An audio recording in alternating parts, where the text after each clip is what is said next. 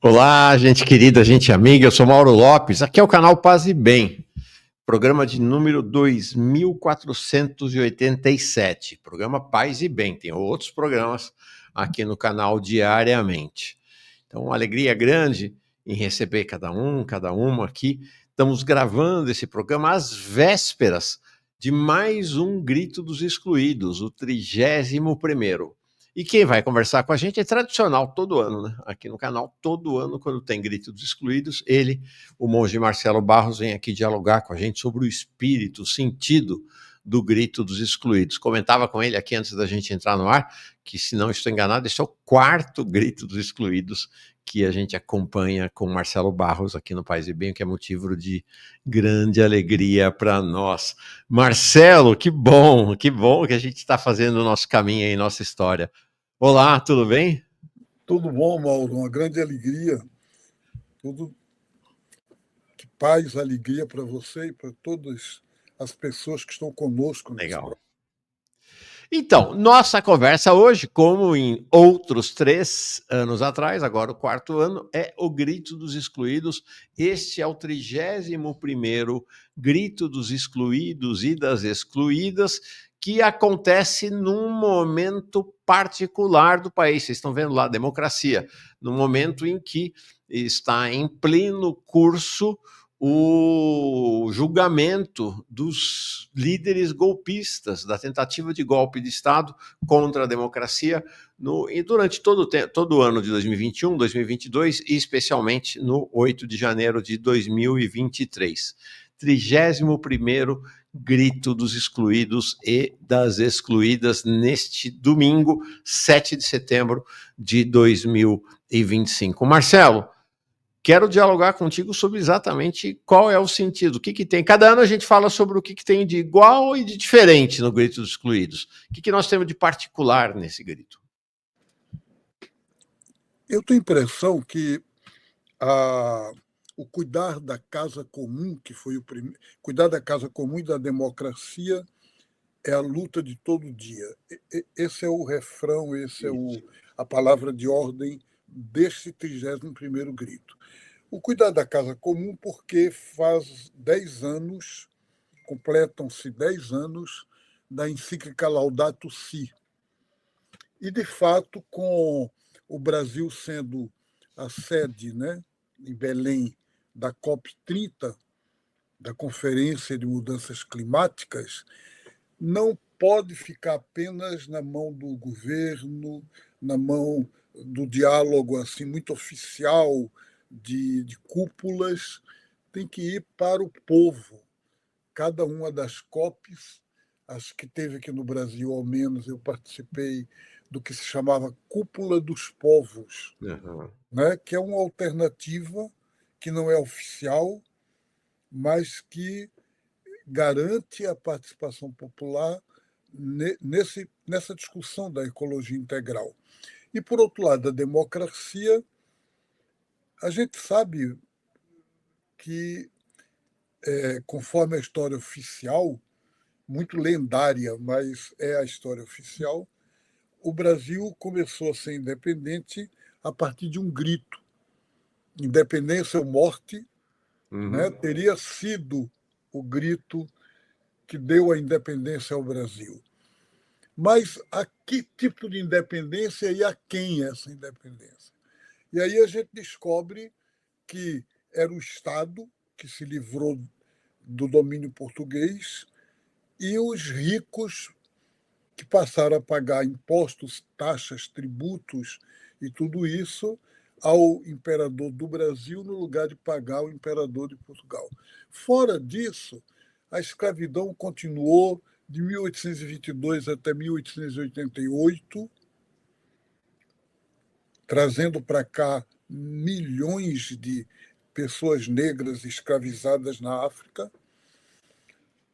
Os povos indígenas continuaram no mesmo processo de uma guerra permanente contra eles, e os pobres, as pessoas pobres de periferia, de coisa, jogados à míngua. Nas últimas décadas, nós tivemos projetos programas sociais de emergência e de cuidados maiores no plano social, mas que nenhum deles atingiu a raiz das questões. Não houve um programa de reforma agrária para valer, não houve um programa de inclusão social profundo. Então, o grito dos excluídos é o grito da independência, é o grito de dizer que nenhum país é livre e é independente se o povo todo não é. Acho que é isso. Essa conjuntura atual é muito estranha, porque hoje mesmo, nesses dias, o governador de São Paulo está se articulando para conseguir, no Congresso, uma discussão e uma votação sobre anistia. Mas é completamente maluco, porque o que é anistia? Anistia é o perdão de crime cometido, condenado e assumido, e aí se faz anistia, sem discutir, nem estou discutindo o teor de dizer como é que vai fazer anistia para autores de um golpe, mas simplesmente, formalmente, se não há condenação, não se pode falar em anistia, até chegar à condenação. E se as pessoas não assumem a culpa, que é o caso, eles se dizem inocentes, então para que ficam gritando anistia se são inocentes? Uhum. Sim. Verdade. E o escândalo de você ter a articulação de uma anistia sem sequer que o julgamento tenha sido encerrado. Anistia para quem foi condenado. O julgamento nem acabou e já estão articulando. Tanto que o presidente de um lado, isso mostra claramente uma confissão de culpa. Sim. Um reconhecimento de culpa. Se não fossem culpados, não estariam fazendo isso. E, então, isso é muito claro. Em segundo lugar, é terrível pensar que ainda há muitos brasileiros que estariam a favor do golpe. Verdade. É horrível. E agora, é um aspecto que se relaciona diretamente com o grito, esse 31º grito, né, Marcelo, que este movimento pela anistia aos golpistas, e aí estamos falando do grito, estamos falando da independência do país, estamos falando do 7 de setembro, aconteça estimulado, articulado pela potência que domina o país, pelo novo Portugal, que são os Estados Unidos, né? Exatamente. Houve o grito da independência em relação a Portugal e hoje, no 7 de setembro, o grito da independência já não se refere mais a Portugal, refere-se ao novo Portugal, que são os Estados Unidos, que estão estimulando e, na verdade, pressionando de maneira virulenta, né, pela anistia. Esse grito será pela nossa soberania nacional e pelos direitos do povo brasileiro. Nós temos que dizer a eles que o nosso país não é quintal dos Estados Unidos. Não é possível isso. Ainda guardamos marcas profundas das políticas de destruição do Estado durante os governos Temer e Bolsonaro, da venda do patrimônio público, da entrega de empresas como a Eletrobras, mas nós temos que dizer para eles: quem manda no Brasil é o povo brasileiro. Isso tem que ficar claro. Então, o grito dos excluídos esse ano, acho que tem essa vocação, tem que ter esse matiz. Quem manda no Brasil é o povo brasileiro. E tem um aspecto, né, que você estava falando sobre a questão da independência e do grito ou suposto grito que deu origem ao 7 de setembro, né, então ao grito do Ipiranga. Uma característica do grito, porque o nome grito vem exatamente isso, houve um grito de independência no Brasil, um grito gritado pelas elites do país, pelos que mandam no país, mas há um outro grito que ecoa até hoje, que é o grito dos excluídos e excluídas, tanto que em São Paulo, Marcelo, o grito dos excluídos e excluídas sempre partiu lá diante do Museu do Ipiranga, onde antigamente correram a céu aberto as águas do rio Ipiranga, que ninguém mais vê, né? Então essa ideia de uma releitura histórica da independência brasileira, né? É uma reinversão né, na direção da verdadeira independência, É isso o aí. verdadeiro grito de independência. Uma característica deste grito, Marcelo, que eu tenho notado, é que fazia muito tempo, ou talvez até pela primeira vez, há uma participação expressiva de movimentos sociais e sindicatos. Claro, sempre houve participação de movimentos sociais, por exemplo, o MST está historicamente ligado ao grito dos excluídos e excluídas. Mas desta vez você tem um sem número de sindicatos e movimentos sociais que aderiram, né? Uma grande conquista, como Uhum. também a conquista que eu chamaria ecumênica, no sentido de que, como o grito foi iniciativa das pastorais sociais católicas, Uhum. você tinha uma ou outra pessoa de igrejas evangélicas, de outras religiões, mas não tinha uma participação tão ativa, tão preponderante no grito. Aqui no Recife, pelo menos, eu estive com a coordenação do grito a semana passada e alguém me disse que tinham ido juntos a 10 terreiros de candomblé e Olha umbanda só. para convidá-los e que eles estavam engajados e esse pessoal de candomblé e umbanda está conosco no grito dos excluídos e excluídas. Então, isso Olha, é uma coisa própria desse ano, que eu espero que fique, que seja uma marca daqui por diante, e que de certa forma, revele esse ecumenismo popular, esse uhum. ecumenismo que não é o da cúpula. Nossa, fico até emocionado com essa notícia que você traz, porque isso me remete, ou nos remete, ou deveria, não deve nos remeter, ao jovenzíssimo, jovem Marcelo Barros, recebendo missão semelhante das mãos de Dom Helder, né? Exatamente. É, interessante. 1997, É, 99.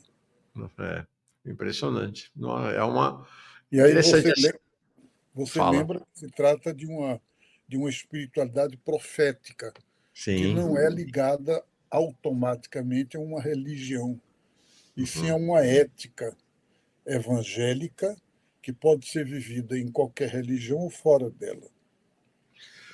Marcelo, você fez menção então ao grito em Recife. Onde será o grito? E te pergunto se você vai poder participar. Se você vai O participar. grito dos excluídos e excluídas no Recife está marcado para as 9 da manhã no Parque 13 de Maio, que é Uhum. simbólico também, porque o Sim, 13 de maio é 13 de maio, para celebrar a libertação das pessoas escravizadas. E perfeito. já faz alguns anos que é lá. Então, vai ser a partir das 9, e a coordenação do grupo me pediu para eu dar uma palavra inicial de motivação, de acolhida e de motivação. E eu vou Legal. fazer. Ok. Tá bom. E aí, o nosso Marcelo Barros, depois do grito, né, na semana que vem, parte numa missão. Há quantos anos você parte nesta missão, que é uma missão para pregar retiro? Eu diria que hoje, em palavras mais contemporâneas, para conviver em retiro lá na Itália. Quantas vezes você já foi para lá, Marcelo? Eu tenho ido à Itália uma vez ao ano, a Uhum. partir de 1990. Nossa. Fui em 88, mas não fui em 89. Então, se podia dizer que a partir de 1988 eu acompanho grupos de amizade, de engajamento para o terceiro mundo. Então, eu não vou para um projeto concreto, porque tem muita gente que vai para um projeto, por exemplo, Sim. econômico, né? Para não, não, eu vou para solidariedade e para, de certa forma, significar que os italianos contribuíram muito, muito, muito com as pastorais sociais aqui no Brasil. Eu trabalhei 14 anos na Pastoral da Terra e o começo da Pastoral da Terra tinham vários irmãos que tinham vindo da Itália para o Brasil. Irmãos que ainda hoje estão vivos, Padre Hermano Alegre, padre Mário Aldigueri, que já partiu, mas outros também. Eu estava falando de 2 padres, mas tem leigos, leigas, em vários movimentos e várias pastorais sociais. Então é muito importante também que nós do Brasil possamos contribuir com eles. Sim. Muitos deles deram a vida aqui pelo nosso povo. Então eu vou para lá, Mauro, não para falar do Brasil, pedir coisas para o Brasil. Não, eu vou para lá para colaborar com a caminhada das comunidades Isso aí. italianas, Legal. como a Legal. reciprocidade daquilo que eles fazem há tantos anos, há tanto tempo com as pastorais brasileiras. Essa é uma coisa interessante que você traz, né? Porque eu lembro, durante o tempo que fui missionário na Pastoral do Povo da Rua de São Paulo, é comum, não estou condenando, é comum, de fato, as pessoas dizerem: você trabalha com o povo da rua, você trabalha com a população de rua. E o padre Júlio Lancelotti sempre falou: não, eu não trabalho, eu convivo. Né? A gente tem um projeto, ser missionário com o povo da rua é conviver com o povo da rua. Então você está indo lá para conviver com, né, aqueles que fazem parte do mesmo caminho, né, que É nós isso aqui mesmo. no Brasil. Né? Legal. É isso mesmo para mim. Eu não estou bem de saúde, já estou com 80, mas eu faço questão de fazer isso até o momento que puder.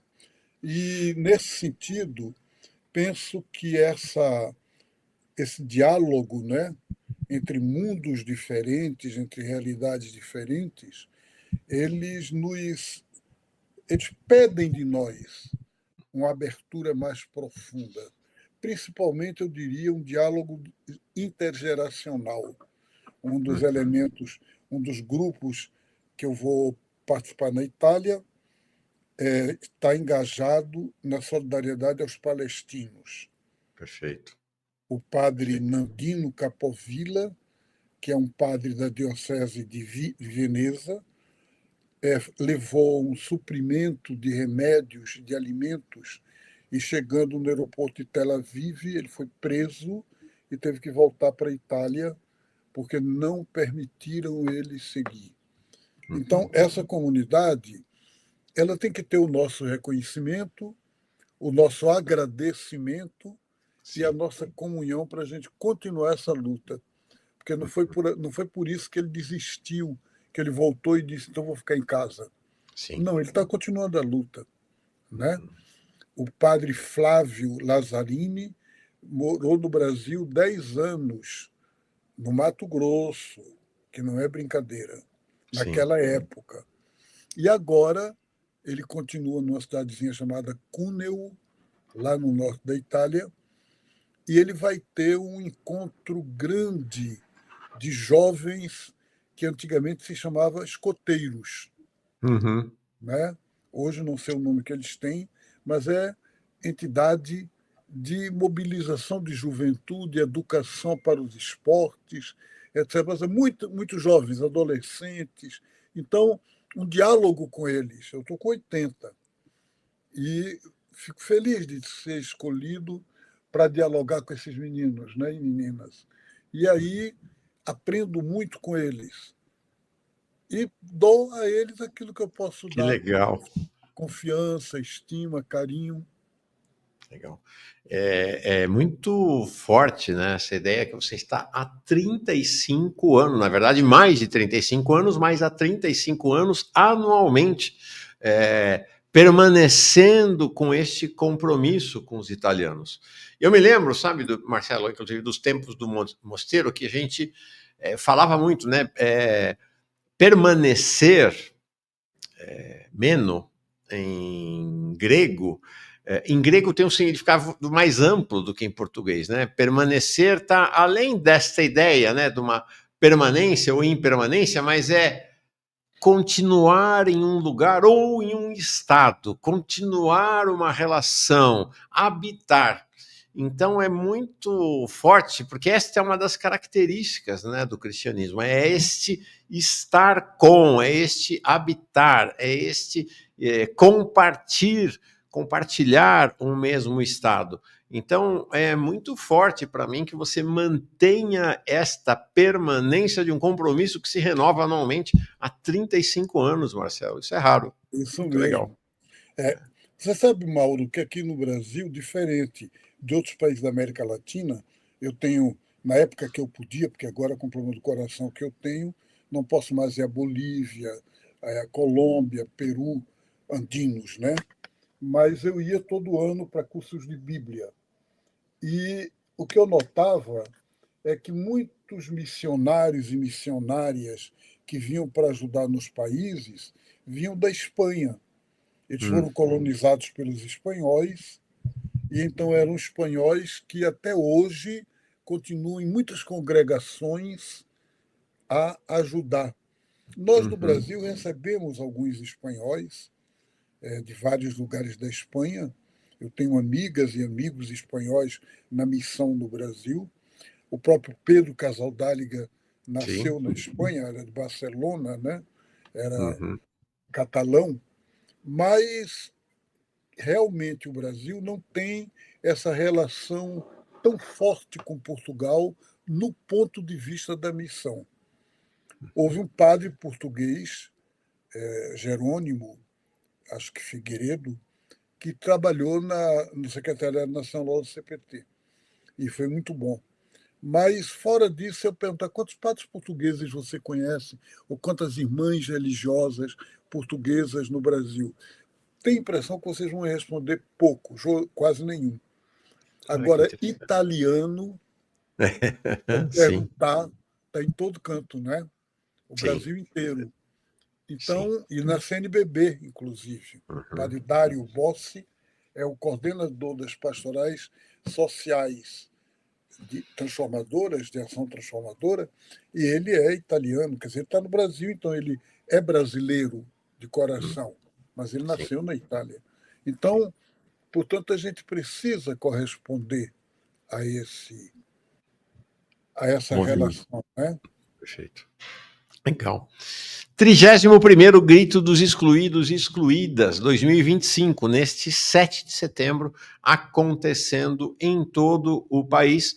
Se você quiser encontrar Marcelo Barros, vá ao Grito dos Excluídos e Excluídas na Praça 13 de Maio, 9 horas da manhã, aí ou lá em Recife.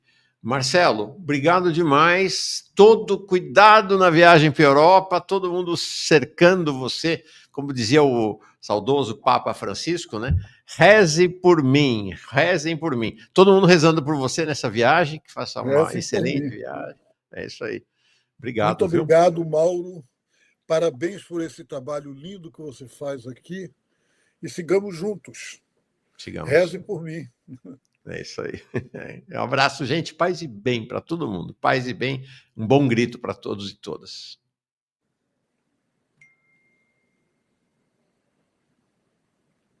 Opa, desculpa, gente. Pronto.